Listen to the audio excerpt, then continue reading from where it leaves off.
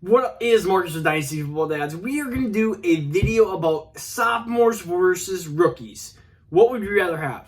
So, if you're new to the channel, please subscribe. We're getting closer and closer to 1,000. When we get to 1,000, we'll be giving away that Jerry Jeudy free signed jersey to one of you subscribers. So, the big question, and I've been getting this question a lot, would I rather have this person or Najee Harris? This person or Travis Etienne? This person or Jamar Chase? And this person or Kyle Pitts? And the big thing is just looking at, we have to understand, first of all, the 2020 class was an amazing class. Amazing class. And so when I'm comparing the 2020 players to the 2021, I am not going to compare the 2021 to the 2022 class. This is a specific instance. But in this instance, I would rather have majority the 2020 players versus the 2021 players. And what I mean by that is I'm looking at, well, let's just start with Najee Harris, Javonte Williams, Travis Etienne, kind of put them in like just say a tier one. I would rather have the tier one running backs of 2020. DeAndre Swift, I would rather have J.K. Dobbins, Jonathan Taylor, of course. I mean, that's an easy one. CEH, I would rather have all those running backs over Najee Harris and Javonte Williams and Travis Etienne, which I know is shocking, but I would rather have all those players. And then the tough questions is Cam Akers and Antonio Gibson. In fact, I would actually rather have Antonio Gibson over than Najee Harris. Like it's close in my mind. It's very, very, very close. The only look at the age. The age is about the same too. The only person that I would not is Cam Akers. I do think Cam Akers kind of slides right into this area. And a lot of people are like, why are you Cam Akers hitter? You're like Captain Cam Akers hitter. I think Cam Akers, talent-wise, I've maybe this is just a turn of a 180.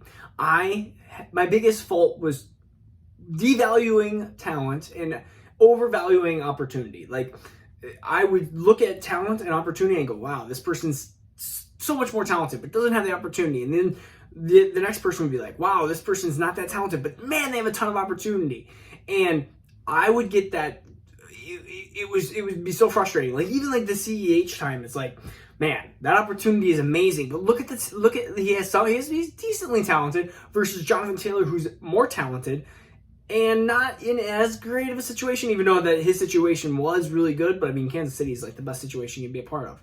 So I had maybe overcorrected, and now I'm basing a lot even more on talent, because I've seen people, and I've done this year after year after year, say, oh, know what, talent.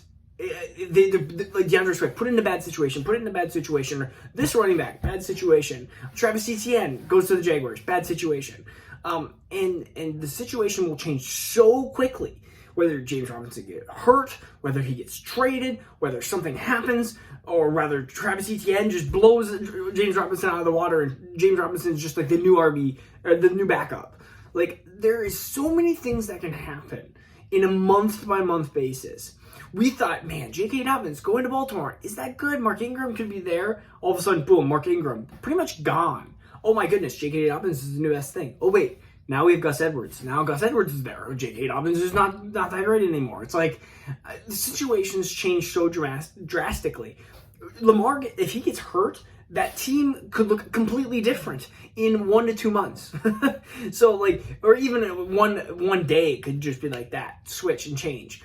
So I am basing a lot, maybe too much on talent. And I think Cam Akers is not as talented as some of those other running backs. I love Antonio Gibson. My biggest worry, I had to burp. Antonio Gibson was that he had a very small sample size and played against lesser teams when he played at Memphis. So I think Cam Akers, you could say there's crush arguments that you could say are for him and against him. You could say, oh my, I've seen people go, oh, well, Todd Gurley was RB1 there 2 back-to-back years.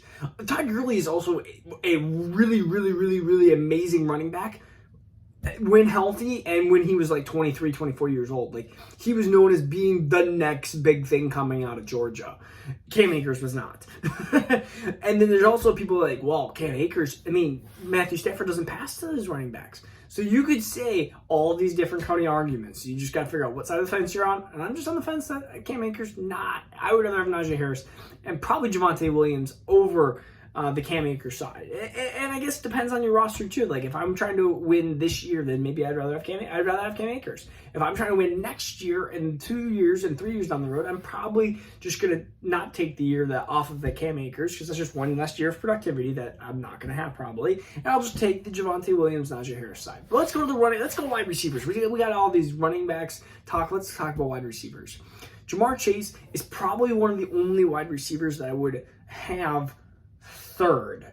And when I mean third, we have Justin Jefferson, CeeDee Lamb way up there. And then we have this Jerry Jeudy, Claypool, T. Higgins.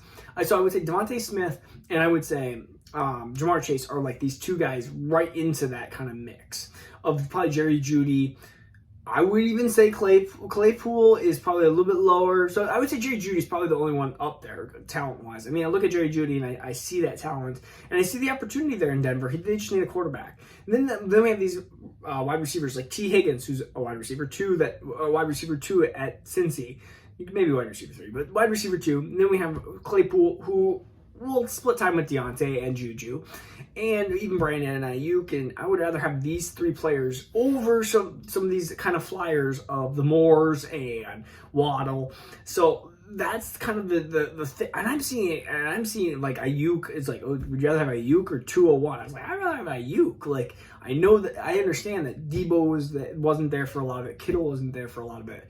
So that I would rather have the chance that I saw looking at it going, okay, this guy can produce versus somebody like even Rondale Moore who could be really good into that system. He also could be a guy that could be a gadget player, kind of like a Kadarius Toney that don't translate into the NFL well. And I will say, and I should even make a video on this, just because you are good for the NFL team that you are on does not mean you're a good fantasy player. And there's been plenty of times and instances that I can remember that you've had a player who has done really well for their team, like has been a good team player, but has not done well fantasy-wise because they don't have the statistics.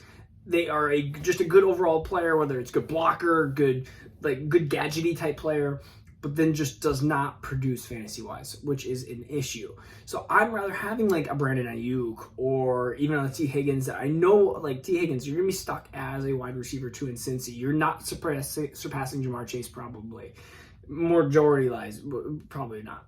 But that is why I'm taking these guys over like Rondale Moore, Elijah Moore. I love Elijah Moore, but like I can't have Elijah Moore versus somebody that I know that can get 1,000 yards for sure in an offense like Cincinnati with a young quarterback. So that is the kind of like projection of what I look towards. I like to be safer when it comes to things and not risk and gamble as much.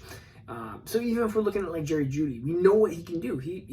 I talked about how he was close to targets and stuff like that with like Justin Jefferson and CeeDee Lamb.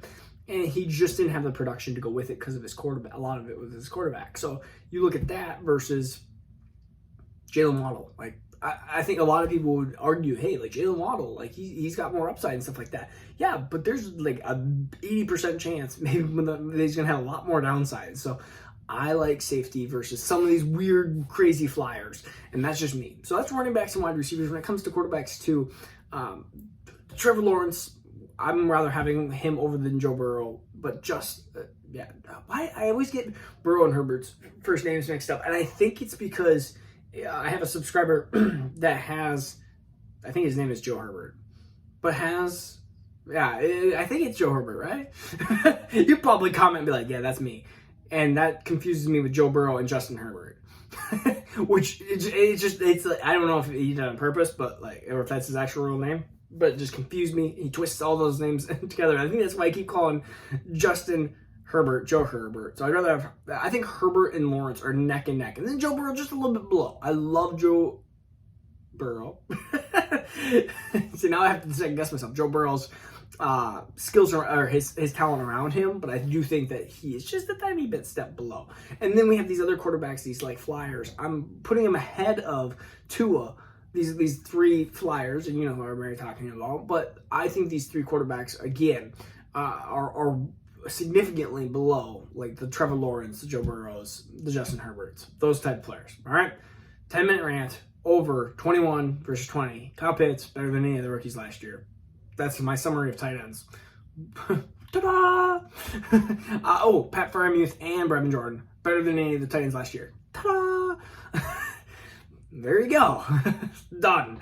All right, so this is Marcus' Dynasty Football Dads. We'll see you tomorrow. Peace out. Now turn up.